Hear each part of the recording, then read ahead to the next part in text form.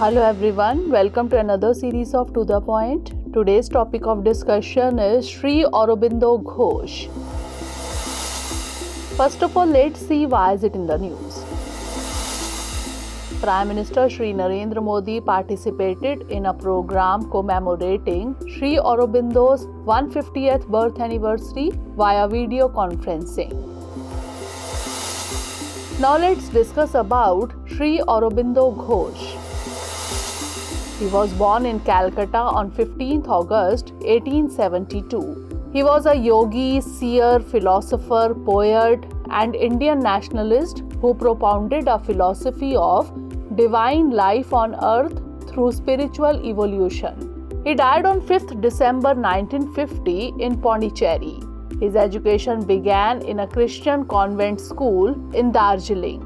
He entered the University of Cambridge, where he became proficient in 2 classical and several modern European languages. In 1892, he held various administrative posts in Baroda, that is Vadodara, and Calcutta, now Kolkata.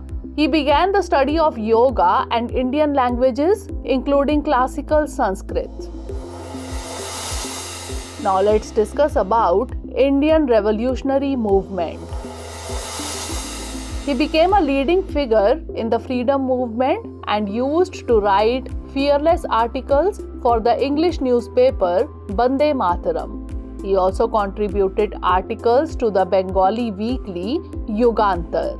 Later he started a weekly English journal titled Dharma, in which he tried to convey the message of Swaraj or freedom from British rule. He was one of the founders of the youth club Anushilan Samiti, which protested against the atrocities of the British government. He was one of the leading protesters against the 1905 partition of Bengal. He took part in the 1906 session of the Indian National Congress. Aurobindo, a revolutionary and a militant nationalist, was charged in the Alipore bomb case 1906 to 1910 and was sentenced to jail. He spent 1 year in solitary confinement at the Alipore Central Jail in Calcutta.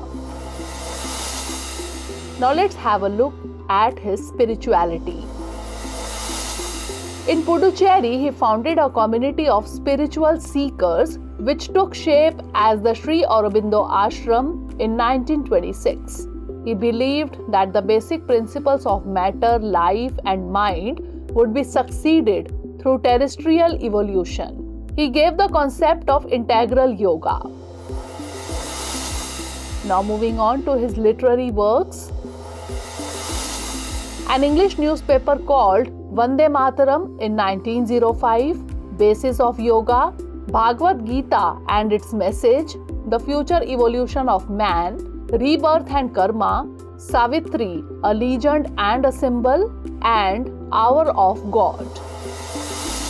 Now it's time for the practice question. Which of the following is or are the literary works of Sri Aurobindo Ghosh? 1. Basis of Yoga. 2. Bhagavad Gita and its message.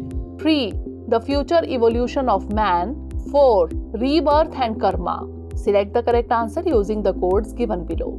1, 2 and 3 only, 2, 3 and 4 only, 1 and 4 only, or 1, 2, 3 and 4. Send the answer of this question in the comment section. Stay tuned for the next episode.